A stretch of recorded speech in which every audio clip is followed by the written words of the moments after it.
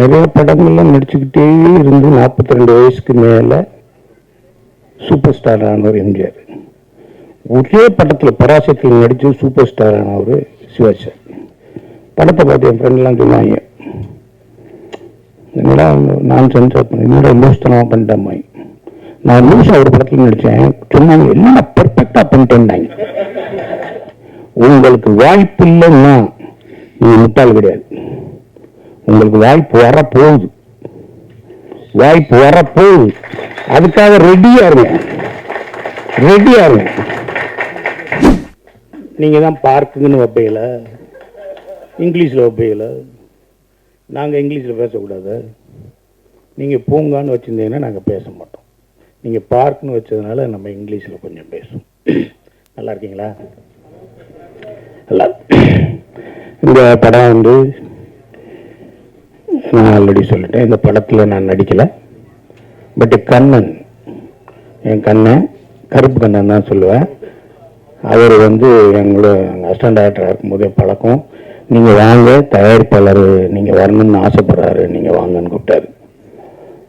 கண்டிப்பாக வரேன்னு விசிஆரில் ஷூட்டிங்கில் இருந்தேன். நான் வந்தேன், இன்னைக்கு வீட்டில் இருந்தேன். காலையில் எல்லாம் மெசேஜ் அனுப்பிச்சார், எல்லாம் வந்தார்.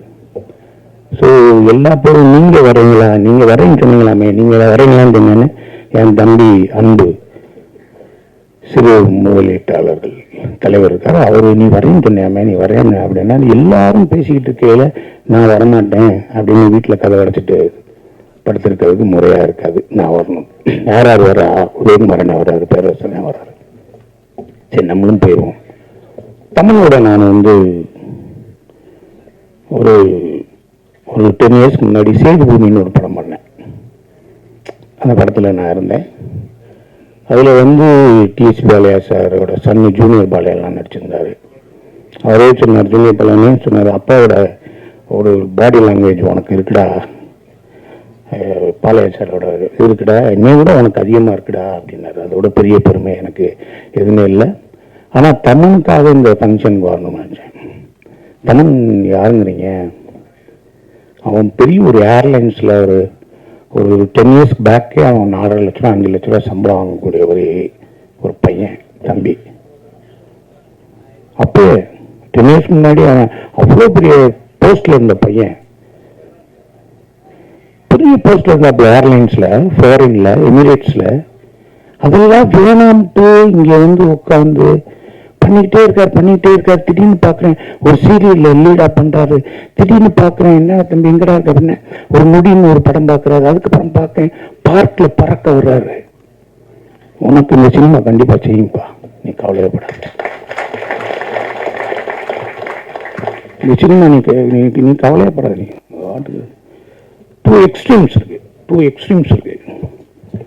நிறைய படங்கள்லாம் நடிச்சுக்கிட்டே இருந்து 42 வயசுக்கு மேலே சூப்பர் ஸ்டார் ஆனவர் எம்ஜிஆர். ஒரே படத்தில் பராசக்தியில் நடிச்சு சூப்பர் ஸ்டார் ஆனவர் சிவாஜி சார். 2 எக்ஸ்ட்ரீம் இருக்கு. சினிமா யார் கொடுக்குறீங்க? என்னை மாதிரி முடி இல்லாதவனு கொடுக்கும், நிறைய முடி வச்சு சீவ முடியாதவனுக்கு கொடுக்கும். புரியுங்களா?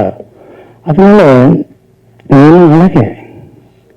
நல்லா இருக்கு, நல்லா ஃபிட்டா வச்சிருக்கேன், நான் பார்த்த மாதிரியே இருக்கேன், குண்டா இல்லை, எதுவும் இல்லை, ஒரு நல்ல ஒரு ஃபிட், ஹீரோக்கான ஒரு ஃபிட்டு. பேரரசனே சொன்ன மாதிரி நல்லா இருக்க.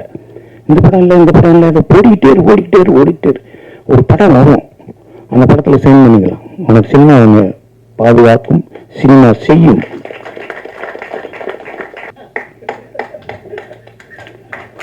நான் படம் பண்ணும்போது, அதாவது படத்தை பார்த்து என் ஃப்ரெண்ட்லாம் சொன்னாங்க, என்னடா நான் சென்சார் பண்ண என்னோட லூஸ்தனமாக பண்ணிட்டேன். நான் லூஸாக ஒரு படத்தில் நடித்தேன், சொன்னாங்க எல்லாம் பெர்ஃபெக்டாக பண்ணிட்டேன்னாங்க.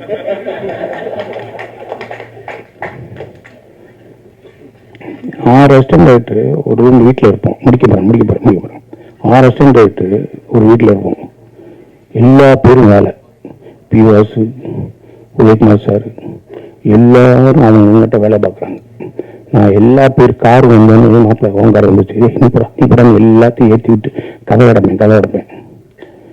அப்போ எல்லாருமே வண்டியில் போகும்போது எனக்குன்னு எனக்கு ஒரு மென்டல், நான் இவர்கிட்ட தான் வேலை பார்க்கணும், நான் இல்லாட்டி வேலை பார்க்க மாட்டேன்னு ஒன்று இருக்கு.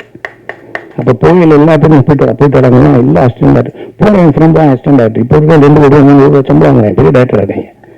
அவன் போகையில் எல்லாம் 10 ரூபா கொடுப்பேன். சொல்லி ஒரு சாயந்தரம் வந்து இந்த 10 ரூபா என்ன 10 ரூபா போய் சரான்னு 10 ரூபா மொத்தம் 50 ரூபா 60 ரூபா வரும். அதை காப்பி குடிச்சிட்டு மதியானம் சோறாக்கி வச்சுட்டு குடும்பங்கள் சோறாக்கி தயிர் சோறு வச்சுட்டு அப்படி இப்படி அந்த 50 ரூபா 60 ரூபா அதுக்கும் சாயந்தரம் வந்துடுவாங்க. பண்ணல ஏதாவது சாப்பாடு வாங்கி கொடுப்பாங்க. அப்போ சொல்லுவாங்க, தொழில் வேலைக்கு போகிறதுன்னா அறிவாளி கிடையாது, ஷூட்டிங்கு வேலைக்கு போகிறதுனா அறிவாளி கிடையாது, வேலையே இல்லாமல் வீட்டில் உட்காந்துருக்கலாம் முட்டாள் கிடையாதுரா, தைரியமாக இருக்குமாய். அதைத்தான் இன்னைக்கு இருக்க சினிமாவில் இருக்க அத்தனை பேர்த்துக்கும் சொல்கிறேன். என் சொந்தங்களே உயிர்களே, உங்களுக்கு வாய்ப்பு இல்லைன்னா நீங்கள் முட்டாள் கிடையாது. உங்களுக்கு வாய்ப்பு வரப்போகுது, வாய்ப்பு வரப்போகுது. அதுக்காக ரெடியா இருங்க. நான் பிரெஞ்சு கிஷன் ஒரு படம் பார்க்குறேன், நிறைய தடவை பார்த்துருங்க. ஐ லவ் பிரெஞ்சு கிஷன் ஒரு இங்கிலீஷ் ஃபிலிம் பார்த்துருக்கேன். அதை ஒருத்தன் போய் ஒரு மண் இருக்குல்ல, மண் கீழே கிடக்கிற மண், அந்த மண்ணை எடுத்து அப்படியே பார்ப்பான்.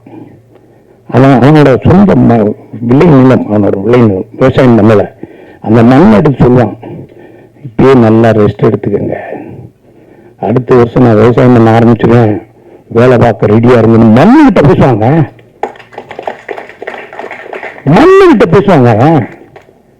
அதனால இன்னைக்கு சொல்றேன், இந்த கதாநாயகா இருக்கட்டும், இங்க இருக்க கேமராமேனா இருக்கட்டும், இங்க இருக்க எடிட்டர் ஆகட்டும், இங்க இருக்க சின்ன சின்ன வேலையை பண்ண அசிஸ்டன்ட் டைரக்டரா இருக்கட்டும், எல்லாரும் போய்கிட்டே இரு. திருடாத, பொய் சொல்லாத, ஏமாத்தாத, துரோகம் பண்ணாத. உனக்கு வரும்டா வாழ்க்கை, உனக்கு ஒரு நாள் வரும். இந்த சினிமாவில் கெட்டது கூட அவன் பக்கத்தில் இருக்கும், கெட்டது கூட அவன் பக்கத்தில் இருக்கும். எதை எடுக்கணுமோ அதை நீ எடுத்துக்க. which one is best, choosing wisely. எல்லாத்தையும் நீ எது வேணுமோ அதை எடுத்துக்க. கெட்டதான் இங்க பக்கத்தில் இருக்கும், நல்லது தூரமா இருக்கும், போய்கிட்டே இருக்கணும். சினிமா கறப்பதல்ல, கற்பனை சுரப்பது. அதுக்கு எந்த வயசும் டிஃபரன்ஸே கிடையாது. நீங்க எல்லாரும் இந்த படத்துல வேலை பார்த்து எல்லாரும் பார்க்கல, ப்ரொடியூசரா இருக்கட்டும், எல்லாருமே பெரிய லெவல்ல ஜெயிச்சு உங்களை ஷவர், இந்த வெளியில வந்து டிஸ்லிங், அந்த வாட்டர், அந்த ஷவர் உங்களை வாழ்த்த ரெடியா இருக்கு. என்ஜாய் பண்ணுங்க, ஹாப்பியா இருங்க, பிளஷண்டா இருங்க. நன்றி.